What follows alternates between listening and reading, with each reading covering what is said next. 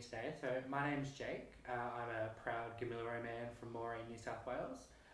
And before we get started, I'd just like to pay my respects to elders past, present and future on whose land we're meeting today, and also all the lands of everyone who will be watching the interview, wherever they may chime in from, and just pay that acknowledgement to everyone out there.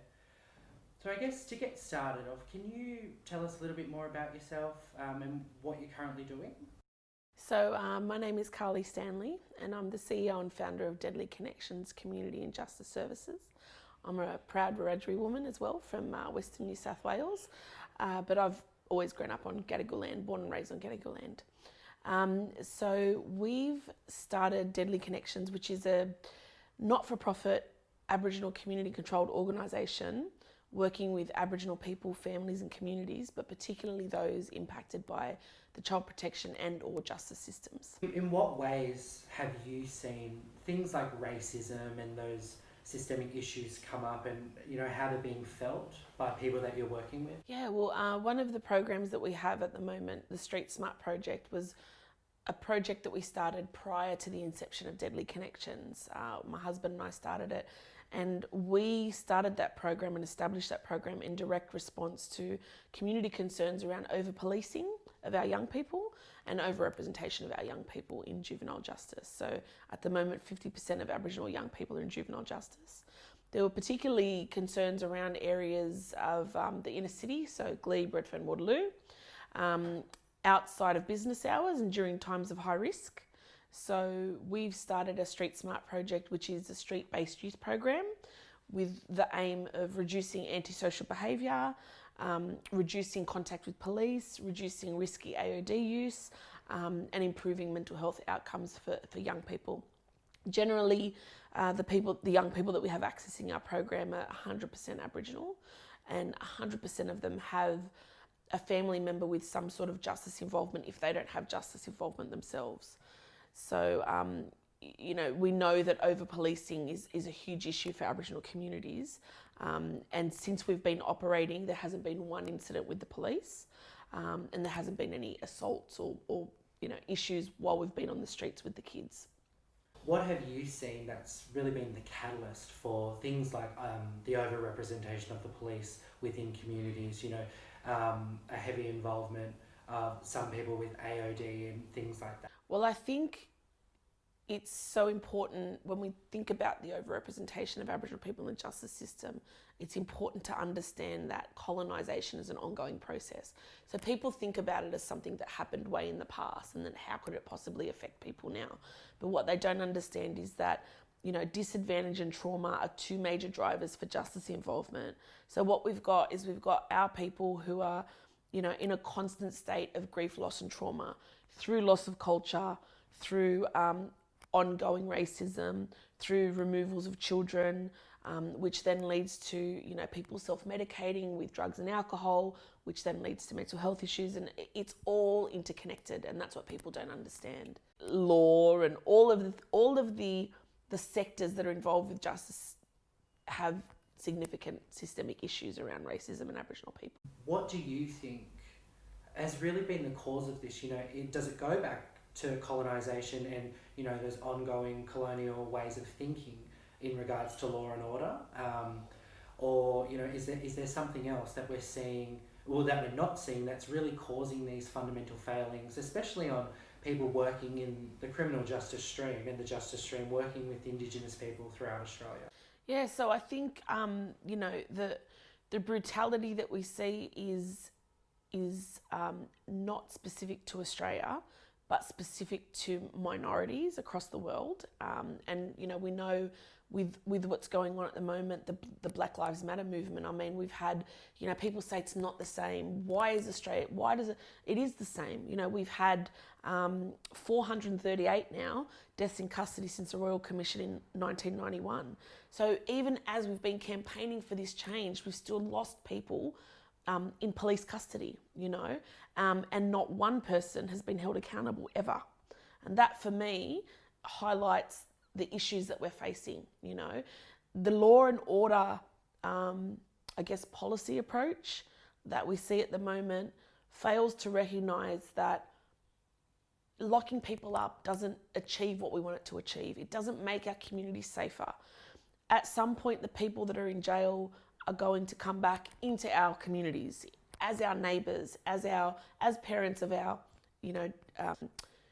children's, the kids that they play with. We're going to have to come across them and deal with them. What sort of people do we want coming back to our communities? Do we want connected, happy, safe, healthy people? Or do we want people who we've locked up with these significant issues and these significant challenges, locked them up, gotten them away from society, no contact from their family? At the moment, families have not been able to have contact through, if they're in jail. There's been suspensions across New South Wales because of COVID. So they haven't had any family contact, and we know what sort of impact that has on people. Programs are not being run in jail. So I think for a lot of people, they've got a serious misunderstanding of what happens in jail. They think it's this magical place where people go to get better. But in fact, we know as Aboriginal people that doesn't happen. And we know that because of the recidivism rates. We've got other countries that have jails where people go and they get the skills they need and they don't go back. That's not happening here. It's $1 billion industry. The prison industrial complex is a serious issue. If we're profiting off people's disadvantage and trauma, there's something wrong. We had, I think, $10.2 billion spent on the justice cluster in New South Wales the last financial year. And that includes courts and police and everything involved, but that's a lot of money. That could be diverted, even 1% of that, and that's what we talk about. 1% of that money to be diverted in supporting people and supporting families to break these cycles that they find themselves in, rather than just continuing to lock them up, particularly for kids. A huge movement over the last few months has been the Black Lives Matter movement, which was started in America, and like a catalyst event that happened there. Have you seen any changes in the work that you've been doing, or yes, do you think more changes are to come? I think both. So we've been inundated with requests about how people can get involved, and people making small donations, bigger donations.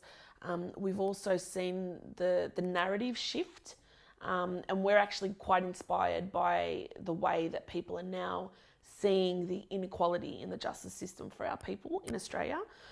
It's needed. It's time that people understand what we're up against and how the system is stacked against us.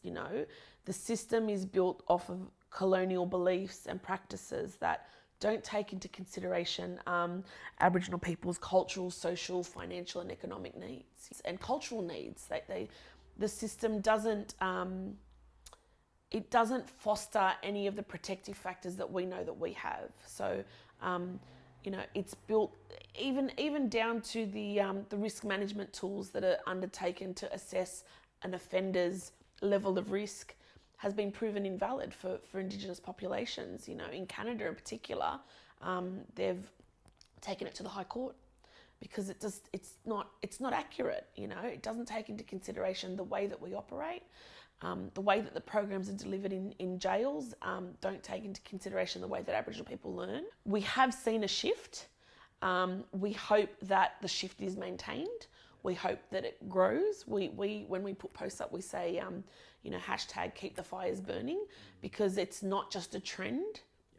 It's a serious issue, and we hope that the change that we've seen continues moving forward, because at the moment we don't get any government funding. So the donations that we've gotten so far from people have allowed us to get a office space for ourselves, and which will also serve as a community access point. We can deliver culturally responsive services, and we can also engage in healing programs with our community. We've also been able to start programs that we've had sitting on a shelf developed that we know are going to make a difference.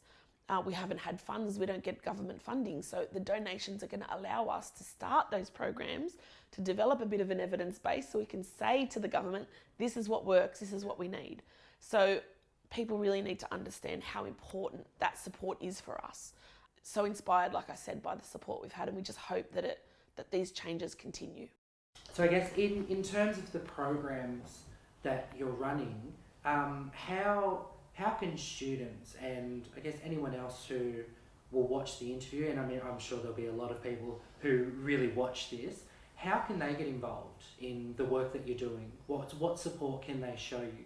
Yeah, so on our website we have a tab that says Deadly Ways to Get Involved. So our website is www.deadlyconnections.org.au. But there's lots of different things that you can do. So we have many social media accounts. So we have Twitter, we have Instagram, we have Facebook, and they're all at Deadly Connections, except for Twitter, which is at Deadly CCHAS.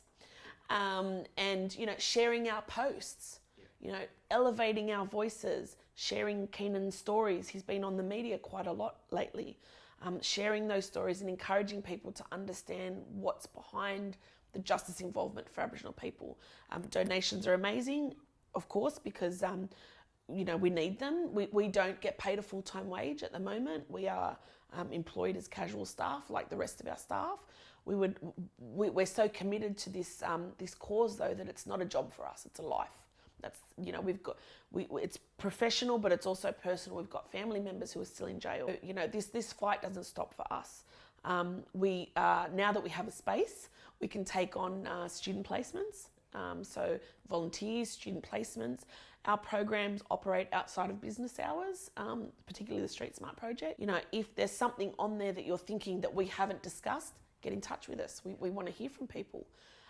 So don't ever think that your involvement, no matter how big or small, is not valued, because it is. We need it.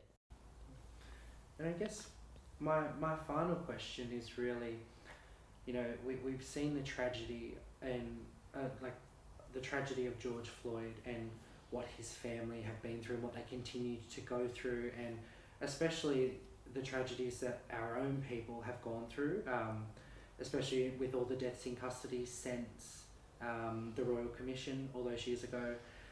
I guess in relation to the last few months, do you think this time will be different?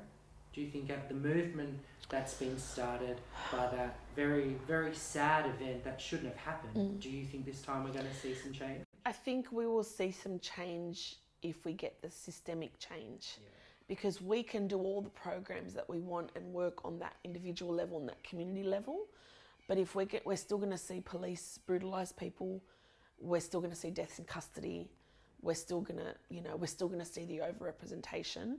There has to be that systemic change, and there are really small things that could be done to change that narrative, to change those outcomes, to change those statistics, you know, and to change people's lives, because people get caught up in the numbers, and we need to remember behind every single statistic is a story, is a human, is someone's mum, someone's dad, someone's son, someone's auntie, someone's uncle.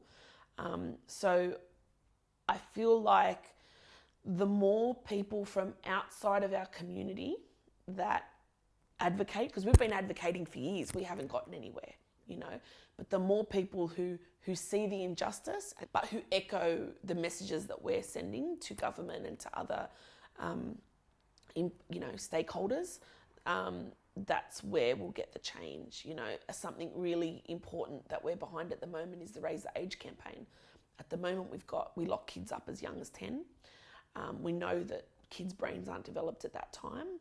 And we know that this is a policy and a legislation that disproportionately affects Koori kids, Aboriginal kids, not just Koori kids. And we've got 600 to 700 kids locked up at the moment across Australia. That's something that could be changed, that could make a significant difference for the future. So we will keep doing what we're doing, and we will keep being here because our people need us, and we know that. But we also need that high level change, because otherwise what we're doing on the ground is going to make a difference for the people that we're doing it for, but overall we need systemic change. Yeah. Well, thank you so much for having this conversation and, you know, really giving us an insight into the work that you're doing and how we can help and, you know, really help you make a difference. So thank you. Thank you. Thanks for having me.